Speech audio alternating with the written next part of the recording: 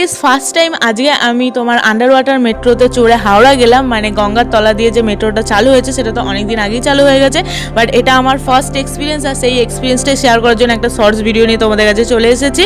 আর তোমার দেখতেই পাচ্ছ আমি এসপ্ল্যানেড থেকে তোমার হাওড়া গিয়েছিলাম, তার মধ্যে আর একটা স্টেশনই পড়ে আর কি, মেট্রো স্টেশন। আর লাস্ট স্টপেজ হচ্ছে হাওড়া ময়দান। তো এখানে মেট্রো স্টেশনের স্পেসটা কিন্তু খুবই বড় আর আমার তো খুব ভালো লেগেছে।